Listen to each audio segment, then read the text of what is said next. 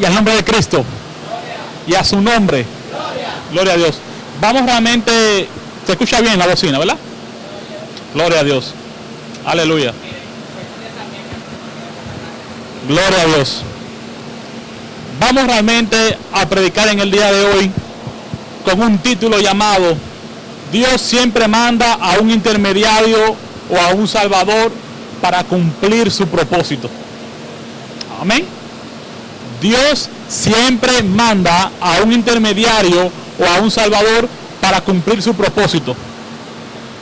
Si comenzamos a leer la Biblia, comenzando este Génesis, podemos realmente ver, como tuvimos en la predica pasada, que siempre el pueblo de Israel caía en pecado y Dios tenía que mandar a alguien para poder liberarlo o salvarlo de la opresión. Y eso se ve realmente constantemente en la Biblia.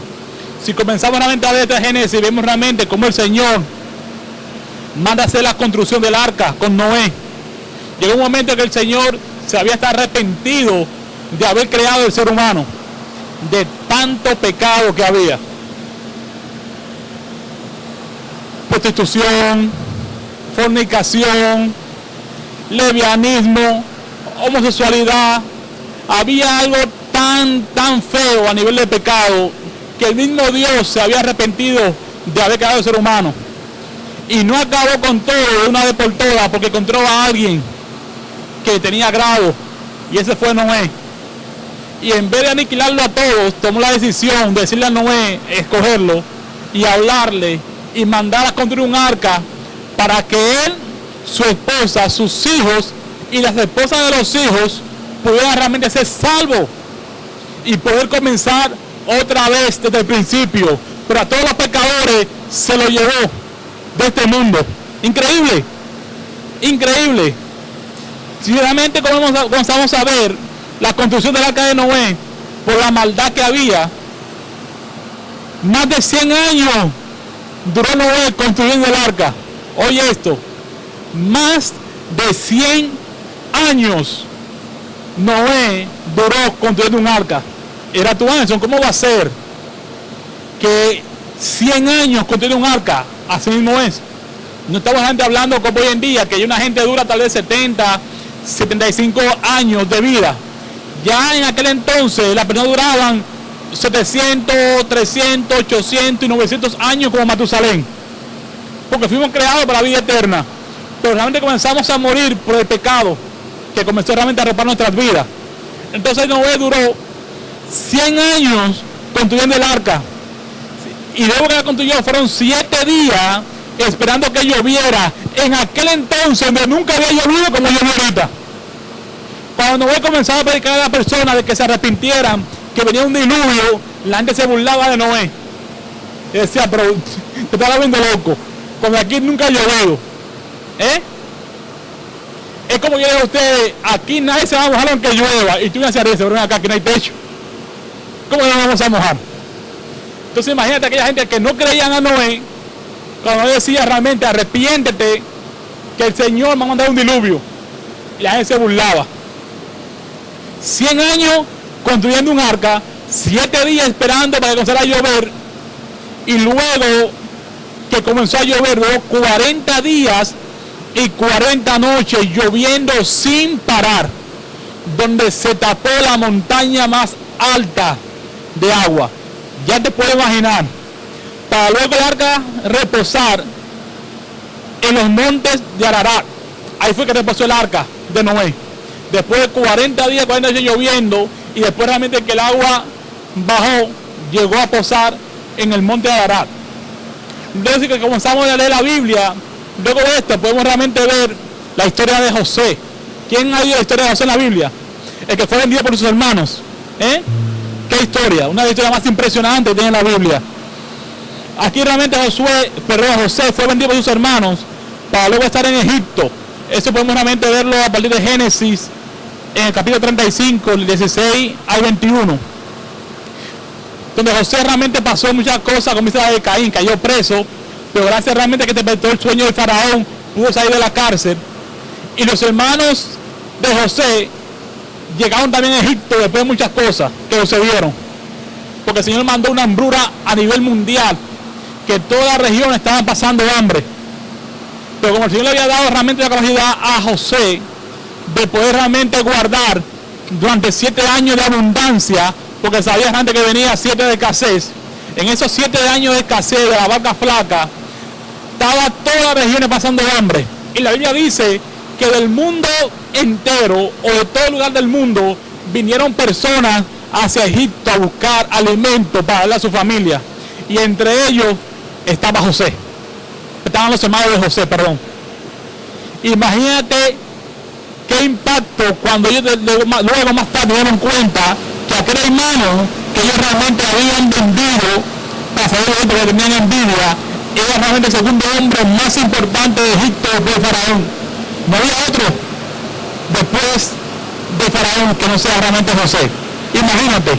Luego realmente vemos el llamado de Moisés, que es el llamado más grande que tiene la Biblia, el nombre.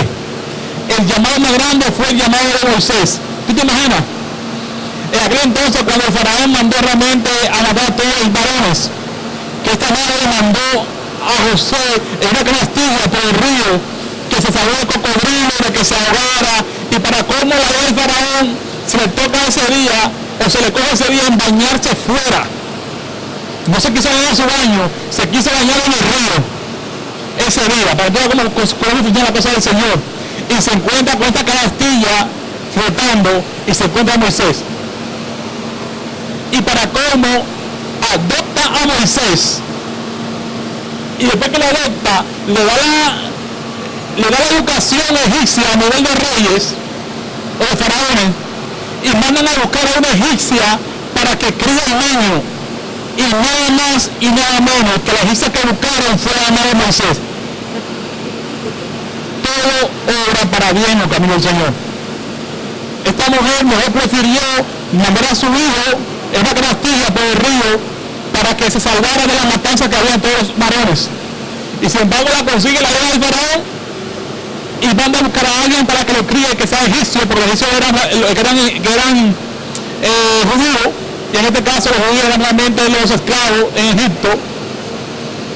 Y en este caso, ya te imaginas, y que vienen buscando a la mamá de Moisés. ¿Tú te imaginas qué bendición? Para ellos saber que fue la que crió su propio hijo y que no murió, para que luego realmente después de 40 años salir de Egipto y luego a los 80 años lo llame para que libere a su pueblo, a Israel. Oye, es una historia impresionante. La gente piensa que la Biblia son historias o cuentos de niños o cuentos de adultos, pero nada de eso es así. Fue vida real, sucesos reales. Impresionante. Realmente vemos cómo nació Moisés, y eso puede ver en Éxodo, a partir del capítulo 1. Cómo Moisés, después que salió realmente de Egipto, se encuentra con Dios, con la salsa ardiendo, con muchas cosas en esa historia. Cómo el Señor la habló. Luego realmente el Señor envía a Moisés a salvar a Israel en Egipto. Él fue con Aarón a hablar con el faraón. Luego el Señor mandó las plagas a Egipto para que se den cuenta con quién es que estaban hablando. Luego el Señor pasa el pueblo de Israel por el mar rojo. Le da provisión en el desierto, le llamó un maná. No pasaron hambre. ¿Tú te imaginas? No puedo que haya un colmado en un supermercado, una bodega a comprar. Todo bajaba, gratuito, sin pasar un tarjeta de crédito. ¿Tú te imaginas? Sin hacer ningún tipo de trueque. Te cambia una gallina por un pedazo de pan, nada de eso. El maná, directamente del cielo, es algo impresionante. El Señor le da el mandamiento, pero también le enseña la tierra prometida. Y lo que tuvo valentía de que él realmente tomara la tierra prometida fueron los valientes, Caleb y Josué, que por eso se distinguieron, porque los otros llegaron. Cuando estaban a decir, oye, es que está ahí en esa tierra, hay gigantes, y las aguas son así, y somos como hormiguitas delante de ellos. Si entramos ahí nos van a picar, nos van a matar, nos van a hacer cenizas. Y lo único que dijeron, mentira, podemos conquistar eso, fue Caleb y Josué. Pero el Señor no permitió que esa generación viera la tierra prometida que le había prometido por desconfiar. La pregunta es, ¿tú y yo estamos confiando en el Señor? De lo que Él nos ha prometido a nosotros, que Él va a hacer en nuestras vidas. porque hasta Moisés, que fue que tuvo el llamado más grande en la Biblia, también no pudo ver la tierra prometida, no la vivió, se la vio. Se la enseñó el Señor dos montes de este lejos, pero no la habitó. Y tal vez los que pudieron conseguir en distancia, que estaban como uno de 10 a 11 días de la tierra prometida, duró 40 años en el desierto, dando vuelta a la redonda. Dios se llevó la generación incrédula por no confiar en lo que él había prometido que le iba a dar. Oye esto, pues no sean arrebatadores. Tú y yo somos arrebatadores con relación a la promesa del Señor. José muere en el monte Nebo, donde Dios le muestra la tierra prometida, y Dios llamó a Josué para que fuera el líder de los israelitas. Y esto está en Deuteronomio en el capítulo 34. Dios sabía que el Señor a Moisés y a Josué, como Moisés también no creyó y no vivió la tierra prometida, pero sí la vio de lejos. Y el Señor dijo, mira, todo lo que hay allá, de lo que tenían tus ojos, o la vida de tus ojos, todo eso es para el pueblo de Israel. Pero como no creíste, no la vas a vivir. Y por eso se llevó esa generación, 40 años en el desierto, dando vuelta a la redonda, donde estaban a distancia de unos 10 a 11 días de la tierra prometida. Josué y el pueblo cruzaron el río Jordán para luego conquistar la ciudad de Jericó, su primera conquista. Eso fue algo impresionante. Eso es lo que diciendo, vamos a comenzar aquí en el Quiqueya. Y el Quiqueya va a asaltar a Margarita Morales. De ahí te van a asaltar al Plantino. De allí van a asaltar a tal sitio. Y fueron conquistando una por una la promesa del Señor. Oye eso. No solo el Señor le dijo que había dado la tierra prometida, sino que a pesar de que le dio la promesa de que le daba la tierra prometida, tuvo que conquistarla. Muchos de nosotros en el negocio sabemos cuál es la promesa, pero muchas veces no queremos conquistarla. Y tenemos que ser personas con la actitud de Josué y la actitud de Caleb para poder conquistar lo que nos han prometido que hay, o la promesa que hay. Luego nuevamente vemos a Gedeón. ¿Cómo se llamó a Gedeón para liberar a su nación? Porque los israelitas volvieron hacia atrás, veían realmente adorar a ídolos de Canaán. Este era el único pueblo que en ese tiempo no adoraba a ídolos. Ustedes sabían que aquel entonces el único pueblo que adoraba a Rey de Reyes son el Señor del pueblo de Israel.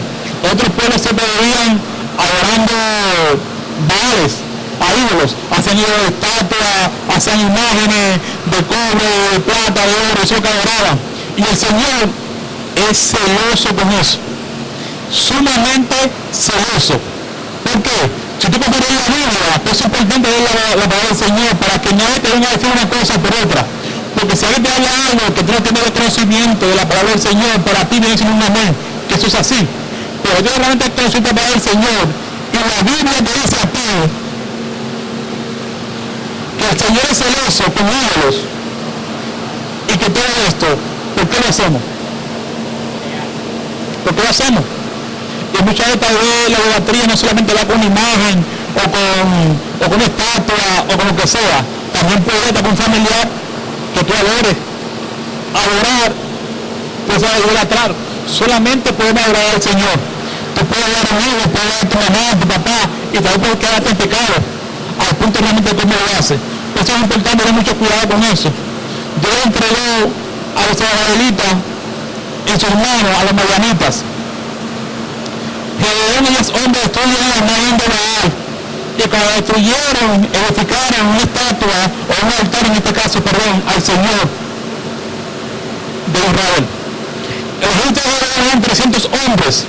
22,000 se rajaron, fueron a su casa por miedo. Y quedaron 10,000. Los 10,000 fueron a un río y solamente le iban a mostrar a Gedeón que iban realmente a conquistar a Israel y a libertarlo. De esos 10,000 se salieron 300. 7,700, 9,700 se fueron a su casa. Gedeón dio una trompeta de un cántaro cada hombre y el poeta que nos hiciera para ver realmente empezar a tocar los dos cántaros y después ser conquistado. Y ahí la se mataron perturbaron entre sí, de que escucharon todas esas voces, todas esas cosas, todas esas trompetas sonando, se perturbaron que estaban durmiendo y entre ellos no se mataron y los israelitas tuvieron realmente que bajar al valle a tener que matar a ellos en ese entonces o en ese momento. Y luego realmente vemos el llamado de su Señor a Sansón. ¿Pueden escuchar la historia de Sansón? Muchos de ustedes, ¿verdad que sí? Gloria a Dios.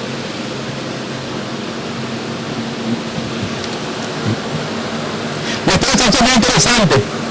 Muchos años después de que el Señor había liberado al pueblo de Israel otra vez, ellos volvieron a adorar a ídolos. ¿Y qué es lo que el Señor? Lo entregó a otro pueblo para que fueran cargo de él. El pueblo de las pecaciones. El Señor es muy celoso con eso. Muy celoso. Y luego te va a dar a ídolos ajenos, los dioses paganos. Entonces, muchos años después, el Señor que hizo fue que mandó un ángel para que hablara realmente a la esposa de Manoah, un israelita, y le dijo: tendrás un hijo, cuando crezca salvará a Israel de los filisteos. Y era fuerte mientras obedecía el mandamiento de Dios de no tomar vino o de no cortarse el cabello. Después de un tiempo se enamoró de una mujer filistea, una mujer que veía su imagen, que no debió nunca haberse enamorado de ella. Importante eso. Declaró su secreto, Dios realmente su fortaleza. Fue encarcelado con el pelo cortado, después de un tiempo el cabello creció y con el cancelado también se caían los ojos. Y lo que tenía en el pelo, donde tenía realmente la fortaleza de él. Ese era realmente un secreto. Y como no tenía ojos para ver, mi fuerza para hacer cualquier cosa, y ahora te imaginas lo que hicieron los filisteos, se burlaron de él un montón de veces. Realmente el pueblo iba a crecer y llegaba realmente al centro del templo donde se hablaban de él, y ya como está por este lado él le pidió al Señor, dando ciego, que le devolviera la fuerza solamente para cobrarse la burla que habían hecho a él y todo eso. Y el Señor le dio un chance y agarró y le devolvió la fuerza y tumbó la columna del templo, y ahí murieron más de 3,000 hombres y mujeres en ese templo. Y también murió él mismo. Eso lo pueden ver en el libro de Jueces. Luego también tenemos a Ruth, tremenda historia de Ruth, con el tema "Tu Dios será mi Dios". Desde un tiempo que los jueces gobernaban a Israel, Ruth y Orfa eran nueras de un hombre llamado Elimelech, y su esposa Noemí y sus 2 hijos eran Malón y Elón. Ruth vivía en Moab, ella era moabita, moabita, donde la gente adoraba a ídolos. ¿Entendido? Siempre ha existido eso, adorar a ídolos. Y ella era moabita de una región que encantaba adorar a ídolos. Pero en este caso, después de 10 años en el pueblo de Moab, la viuda Noemí quiso volver a jugar y se preparó para regresar a Belén. Y le dijo a sus nueras que regresaran porque había enrolado, los 2 hijos ya murieron y habían estado mujeres viudas. Y como eran mujeres jóvenes, buena moza, le dijeron: oye, mejor vete para tu casa, a tu parentela. Y voy a regresar tu vida. La suegra dijo eso, porque murió el esposo de ella y los 2 hijos. Y ella decía: ellos, vete, voy a hacer tu vida, porque yo te doy permiso. Una de ellas, de que dijeron eso, arrancó por el mismo y se fue. Pero el rey dijo: no, espérate, Noemí, donde tú vayas, yo voy. Y tu Dios será mi Dios. Vino con un paradigma, una creencia donde su región lo que era ídolo. Pero cuando ella agarró y vio a Noemí, que dejar a la suegra, o que muy bueno, no tengo nada de su fe, pero no está entera, pues no. Yo le doy una promesa. Donde tú vayas, yo voy. Y tu Dios será mi Dios. Algo impresionante. Que ahora este de Ruth se da cuenta de lo impactante de esta historia de Ruth. Esa aceptó, pero Ruth no le dijo, nunca te voy a dejar. Donde tú vayas iré yo. Tu pueblo será mi pueblo, tu Dios será mi Dios. Solo la muerte podrá separarnos. Eso puede ver en Ruth, capítulo 1, del 1 al 18. Ruth ya estando en Belén recogiendo las espigas, en los campos llegó al campo de Boz, un pariente de Noemí, la suegra. un hombre adinerado y muy conocido en Belén. Cuando Dios vio a Ruth, la amó, se enamoró de ella, cuando loco. Luego se casaron, tuvieron un hijo y le pusieron a Obed. Oye esto. Y le pusieron a Obed. Obed tuvo un hijo, el cual llamó Isaí. Isaí fue el padre del rey David después de muchas generaciones. Jesús, el rey de reyes y salvador del mundo, nació de ese linaje. En pocas palabras, Ruth, madre de reyes, bisabuela del rey David. Gloria a Dios por eso. Un aplauso. Dios sabe su propósito. ¿Quién diría que aquella marrita iba a ser la madre de un linaje de reyes? Que iba a ser la bisabuela del rey David, donde el rey de reyes, el Señor Jesucristo, iba a venir a esa descendencia. ¿Tú te imaginas? ¿Tú te puedes imaginar? Luego realmente vamos a Samuel. Samuel significa pedido a Dios. Pedido a Dios. Un rey llamado Elí, gobernador de Israel. Él también era un sacerdote en el tabernáculo, donde el pueblo venía a orar al Señor de Reyes y al Rey de Reyes y Señor de Señores. Un hombre llamado Alcana tenía 2 esposas. Oye esto. Como era la costumbre de muchos hombres de aquel tiempo. Muchos hombres quisieran vivir en aquel tiempo todavía, pero no se puede. Es la costumbre de muchas personas que después muchos hombres. Debe venir a tu magnitud. Gracias a Dios que se tiene un apartamento, Mucha gente quisiera vivir en un apartamento, gracias a Dios. Pero ahora gracias a Dios que existe un apartamento. Amén. El nombre de Cristo.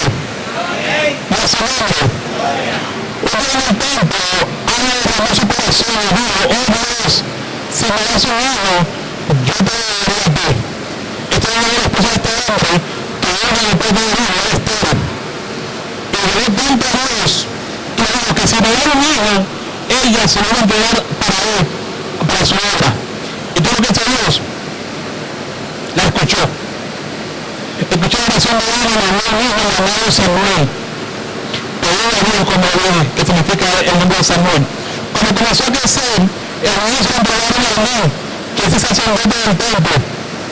Cuando Samuel creció, empezó a viajar entre los israelitas como profeta de Dios. Oye esto. Su mensaje era, si ustedes se vuelven a Dios de todo corazón y quitan los dioses falsos, Dios los libertará de los filisteos. Ese es el mensaje de oración que decía, Dios a Dios y Dios se me queda atrás para que sean libertados de filisteo.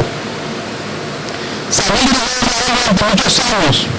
Luego tenemos a Saúl, que es un hijo, y Saúl fue el primer rey de Israel. Ya en este caso, ya era que solamente estaba el pueblo de Israel que entregaba a ídolos. Obviamente que solamente liberó otra vez de filisteo. Pero más adelante, el pueblo de Israel se lo cogió fue que era que era un rey. Porque los otros pueblos tenían reyes.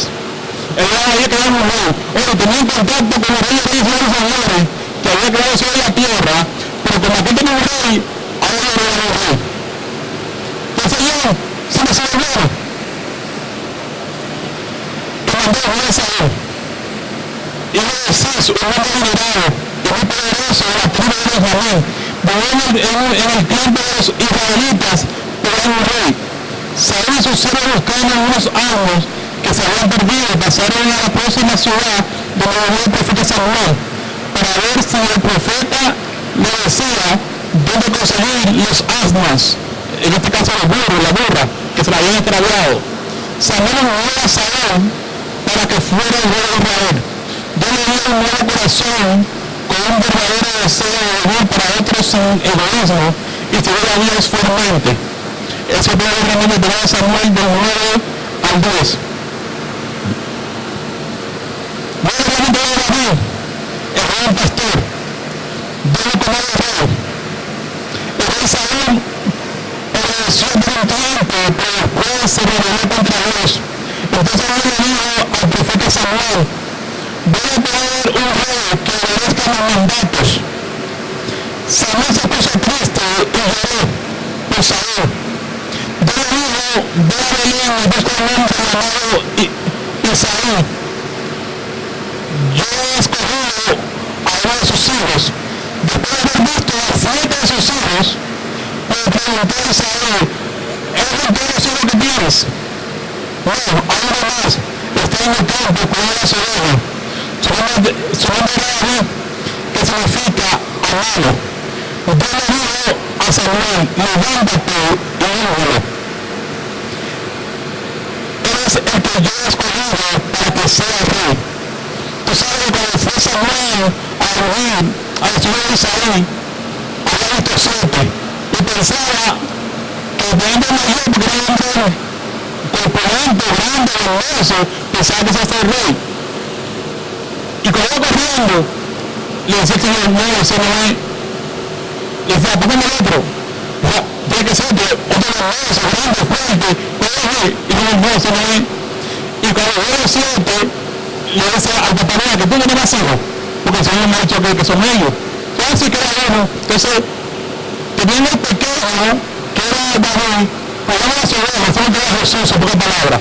Y como yo era más pequeño, el David me ha dicho, mi papá pensó que ese puede ser el rey. Pero cuando fue a buscar, el Señor dijo, ese es el que va a ser rey. David, amado, un hombre a ese, que se va a ser muy popular. Y ya no me puedo imaginar realmente la historia de David, tremenda historia. Ustedes ven que es una historia de David, ¿verdad? De David respeto, delante de rey Saúl. David es realmente los celos que había con Saúl hacia David, porque ya había tenido tanta conquista y se había dado realmente el respeto que ya la gente quería más a David que a un rey de Saúl. Y eso endureció el corazón del rey Saúl y quiso matarlo a David por solo. Gloria a Dios. Exacto, un hombre decía, Saúl mató a sus miles y David a sus 10,000. Quiere decir que si David mató a 1000, David mató 10,000. Y eso le gustó. Y lo que era realmente ya quitarle de medio, porque se había dado respeto en el pueblo. David llegó a ser rey de Israel después de la muerte de Saúl y gobernó a Israel sabiamente por 40 años. Si tú consigues viendo la secuencia, siempre el Señor está mandando un intermediario a un salvador para cumplir su propósito, para poder dirigir a un pueblo o para poder realmente X personas para poder llevar a cabo un propósito que se ha fijado. Después realmente David ve a su hijo, que fue Salomón, que muchos lo conocen como un hombre sabio que ha pasado por esta tierra. ¿Sí o no? Salomón, hijo del rey David, era un joven de apenas 20 años de edad. Salomón temía a Dios y se apartaba del mal. Una noche Dios le dijo a Salomón, pídeme lo que quiera. Oye, si el Señor te habla esta noche y te dice, hijo, pídeme lo que quiera, ¿qué te pediría? Ay, Señor, dame una casa.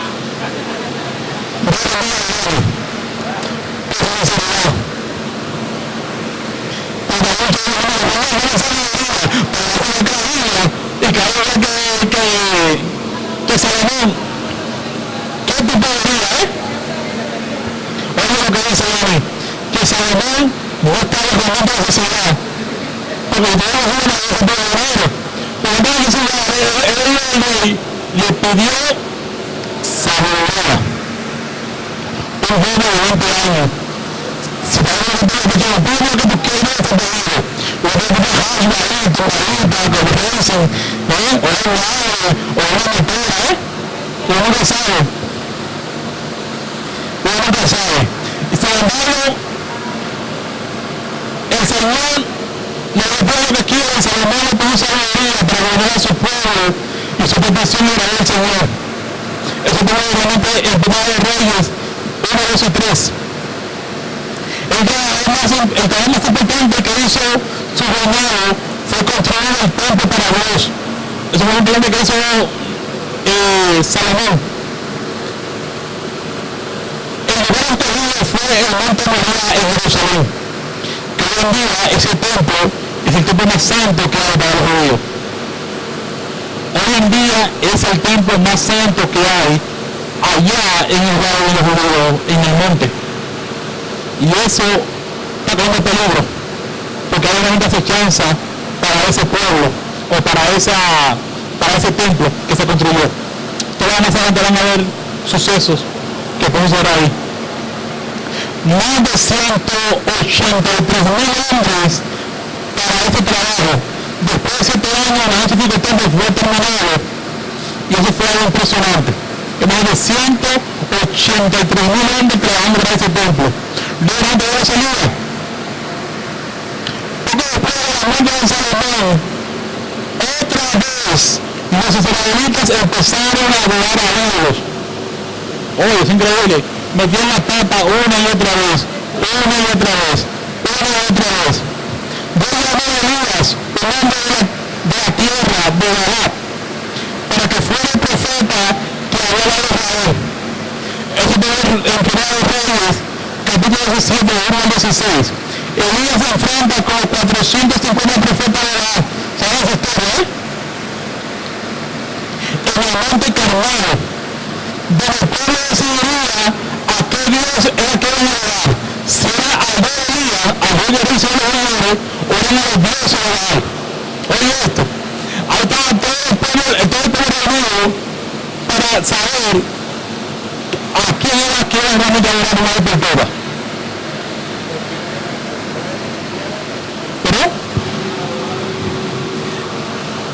Yo mandé a Elías para que hablara con el pueblo de Israel, para que saliera realmente de esa idolatría que tenía.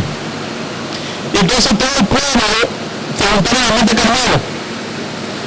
Y los profetas de los Baales, de aquellos dioses paganos, y comenzaron realmente en un acuerdo a ver cuál Dios era que iban a servir, con cuál de ellos mandara a dejar fuego del cielo. Oye esto. Ya te imaginas todo lo que hicieron esos profetas de Baal para que bajaran del cielo. Luego que eso salieron roncos de ahí y no bajó nada hasta que vino arriba. Y ya se puede imaginar lo que sucedió. El fuego consumió a todos los profetas, el fuego de Dios. Con Dios se puede jugar, no eso es nuevo, es real. Cuando Elías oró que descendió el fuego, se prendieron todos esos profetas de Baal, de esos dioses paganos, el fuego, lo consumió Dios, algo impresionante. Luego fue Elías quien ascendió al cielo, como Dios estaba aquí mismo, en carne y hueso. Elías asciende al cielo en un caballo y carro de fuego frente a los ojos de Eliseo, y Eliseo fue lleno de la doble porción del Espíritu Santo que él quería. Eliseo se despegó para conseguir esa doble porción. Luego vemos a Esther, la judía, más adelante, se casa con el rey Asuero. El plan de Amón, el rey Asuero o el rey Amón, uno de los cortesanos, poniéndolo sobre todos los príncipes. Mardoqueo, familia de Esther, judío también, solo adoraba a Dios y se negó a inclinarse ante Amón, porque era un jefecito y lo habían puesto, y como quería realmente ensalzarse, quería lograr que todo el mundo lo adorara. Y como en este caso, Mardoqueo conoció a Dios, no se inclinaba ante el hombre, no adoraba al hombre, porque sabía que solamente eso era idolatría, que no iba a pecar, y se negó. Entonces este hombre se quiso dar a Mardoqueo, lo quiso matar. Amón quiso destruir a los judíos, desconociendo a Amón y el rey que Esther, la esposa del rey, era judía. Amón quería pegar a Mardoqueo en una horca. Y cuando Esther habló con su esposo, que era rey, y le dijo que quería realmente matar a los judíos, que era su pueblo, y quién era lo que iba a matar, tú me agarró y cogió la horca y mandó a matar a Amón, que quería matar a los judíos. Es algo impresionante. increíble, el Señor puede llevar a Esther al reinado, o a que se como rey, para un propósito, porque sabía que Amán quería matar a los judíos. Y permitió que Esther se casara con el rey para poder evitar eso en el futuro. Impresionante. Dios siempre envía a un intermediario, a un salvador, para cumplir su propósito. Dios realmente es el profeta Isaías, un profeta de Dios, tremendo, llamado el príncipe de los profetas. Así fue llamado Isaías, por su poderosa descripción de la justicia de Dios y de su plan de redención, además del Mesías, que es el Señor Jesucristo. Toda una visión viendo al Señor sentado en el trono del universo. Oye, qué visión tan poderosa tuvo este profeta. Toda una visión viendo al Señor sentado en el trono del universo, vestido de ropa real. Encima de él había serafines con 6 alas. Ellos volaban diciendo: Santo, Santo, Santo es el Señor. Oye esto. En esa visión el Señor sentado en el trono del universo, con arcángeles, con serafines con 6 alas, adorando al Señor, tapados a sus pies, sus ojos, su rostro, diciendo: Santo, Santo, Santo es el Señor. Isaías trajo ánimo y esperanza a todos aquellos que creían en el Señor Dios. Les dijo Dios: levántate, o levantará un libertador, y su nombre sería admirable, consejero, Dios fuerte, Padre eterno, príncipe de paz. Oye esto, aparte que tuve esa poderosa visión de ver al Señor, fue realmente que comenzó a hablar que Jesucristo venía en camino para libertarnos a ti y a mí del pecado y poder tener la opción de ser salvo y tener vida eterna. No hay una segunda vuelta, solamente es una vuelta y no hay una siguiente opción. Que no se fue en esta primera vuelta, que no espere el metro, que no espere la onza, que no espere el taxi. No hay otra. Por eso no sabemos cuándo partimos de este mundo. Por eso es importante buscar al Señor, conocer su palabra y aplicarla, que es importante. Porque de nada nos vale tener conocimiento de la palabra si no la aplicamos, para el beneficio de ser salvo y poder tener vida eterna.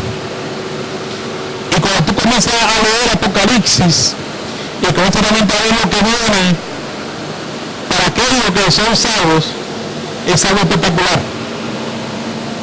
Ya no tengo que levantarme a las 5 de la mañana a trabajar. Ya no me voy a las 6 de la tarde trabajando. Ya no me quedo en el mercado a pasar tarjeta de crédito para ir temprano. Ya tengo que ir al nuevo que es el supermercado, que genera los precios, que están tan subidos. Ya tenemos que tener que el celular, que el iPhone 4, que el 5C, que no sé qué, que el Z1, ya no vamos a preocupar de celular moderno. Ni el iPhone, ni el Mercedes, ni el Casa Grande, ni el Penjado, ni el Respeto, nada de eso. Vamos a estar allá con los reyes, sin necesidad de eso, viviendo la promesa. Y cuando tú realmente eso, o lo ves en la Biblia y te das cuenta que eso es lo que se llama Dios, creo que tú no debes estar bonito y tranquilo si no has hecho algo comparado a caminar recto ante la presencia del Señor y a coger su palabra. Dios envía a Jeremías a retirar a Israel, pero voy a traer a ídolos. ¿Sí me entiende esa que voy a traer a Israel? Dios envió a muchos profetas, pero ellos no querían escucharlo ni tampoco arrepentirse. Jeremías había predicado sobre el pecado de Judá y lo encarcelaron. Luego realmente vemos como el Señor manda un mensaje a Belsasar, a rey Belsasar. Ustedes han escuchado esta historia, pero todo es tremendo. Escuchen esto. Belsasar reinaba en Babilonia.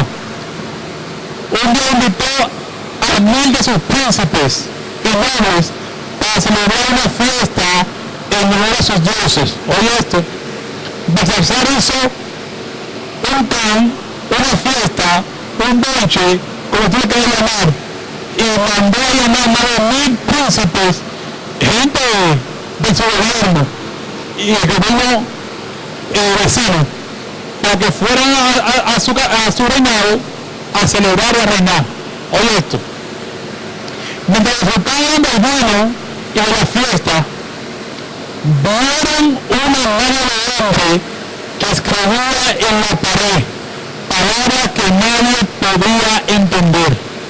Mientras estaban en el campo, estaban gozando, bebiendo, quién sabe qué más, de repente ven una mano que escribía en la pared, y yo que se estaba borracho, se fue a la borrachera. Cuando vieron esa mano que escribía en la pared, palabras que ninguno podían entender. Ninguno. Mandaron a buscar hasta brujos, adivinadores. Oye, todos mandaron a buscar y nadie daba que era lo que decía eso.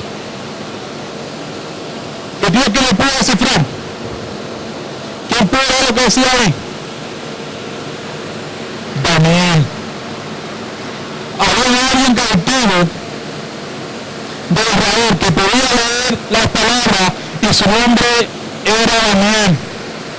Y cuando Daniel vio eso, se leyó como el ABCD o ABCD.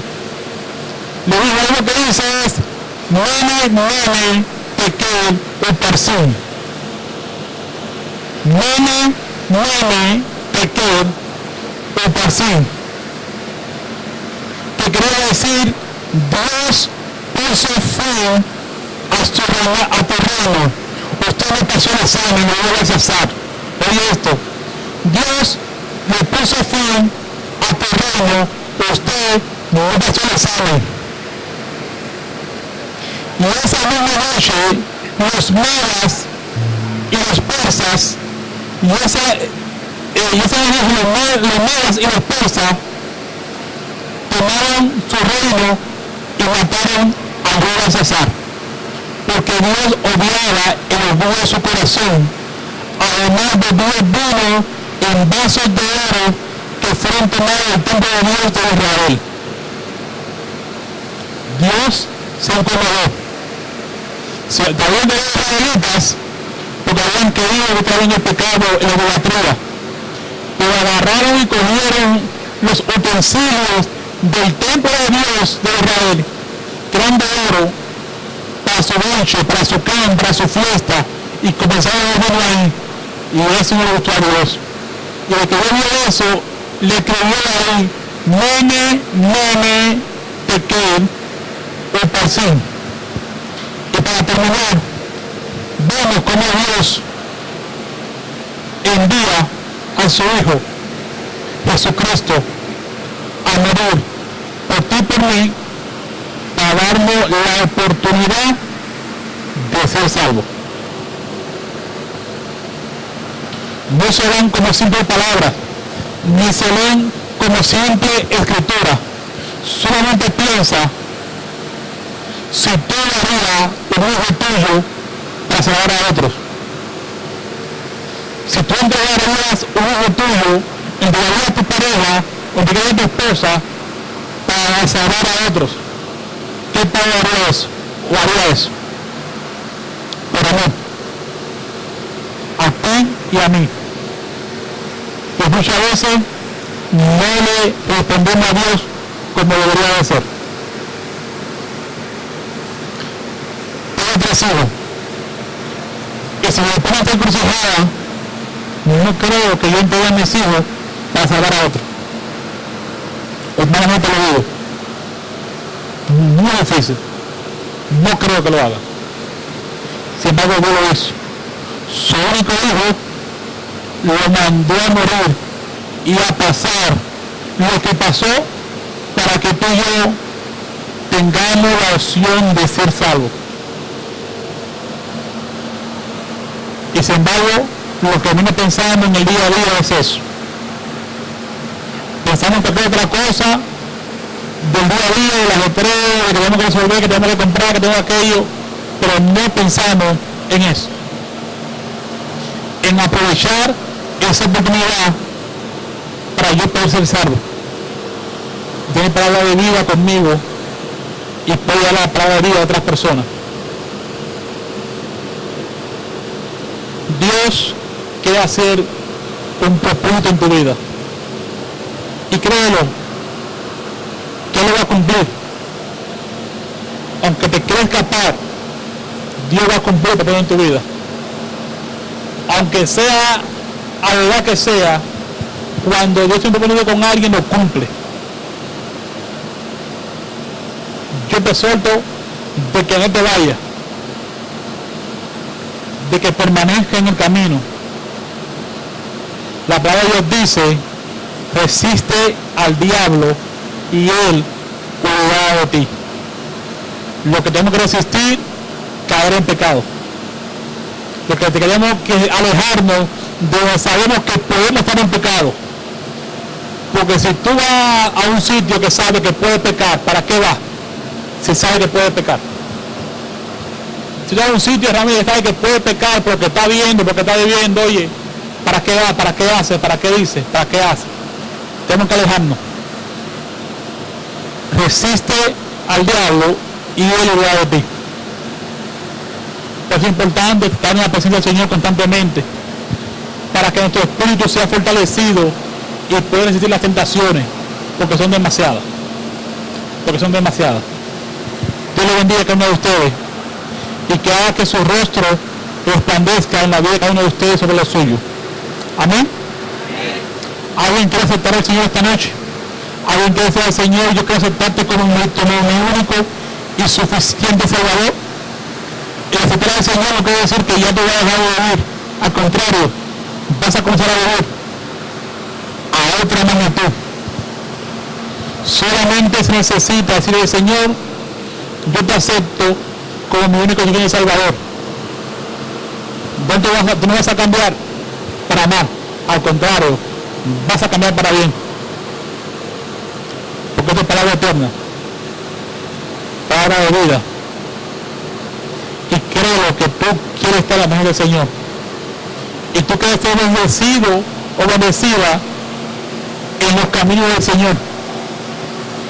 Pero hay algo que nosotros no podemos hacer por ti. Y yo tengo esa decisión. La decisión de tomar al Señor como tu único y suficiente Salvador. Eso no podemos hacer nosotros por ti. Es una decisión personal, porque la salvación es individual y es personal. Pues yo aceptar al Señor y caminar recto delante del Señor no quiere decir que mi familia se salve. Cada quien debe hacer su trabajo de mantenerse santo, de mantenerse puro, para poder ver la promesa. Así mismo debe hacer contigo. Debes comenzar a aceptar al Señor y comenzar a esperar a que el Señor haga tu vida, para que tú puedas entender cuál es el propósito de Él a tu vida, sin importar lo que pueden pensar los otros o lo que la critican. Tú seas no sea cristiano o sea de cualquier otra religión, te van a criticar. Aquellos que tú tomes te critican, y se van a criticar. ¿Qué vas a criticar? No hacen nada. Yo lo que ando buscando mi salvación, y eso yo la tengo que cuidar, como sea. ¿Alguien quiere aceptar al Señor esta noche? ¿Alguien quiere decir que sí al Señor?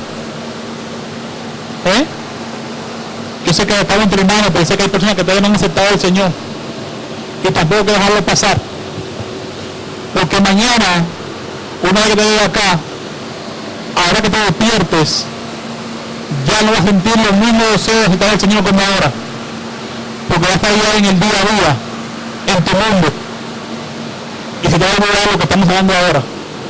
Y ese deseo de decirle sí al Señor se puede ir, y todavía en el siguiente culto hasta no pueda venir, o deje de venir, y volverá en el día a día y a tu mundo. y el mundo te va a retar en su día a día, en su ajetreo, y no vas a aceptar al Señor. Y que nosotros queremos que tú estés en el camino del Señor, y queremos que te goces en el camino del Señor. Amén. Si esta prédica tuvo un impacto en tu vida y quieres aceptar al Señor, repite después de mí estas palabras. Señor Jesús, te doy las gracias. Gracias por la vida. Gracias por permitirme escuchar tu palabra, palabra de vida, palabra eterna.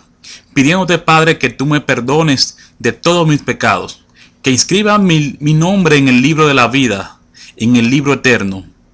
Que tú canceles cualquier pacto generacional que pueda haber en mi vida. En el nombre de tu Hijo Santo y Poderoso te lo pido, que es Jesucristo. Amén.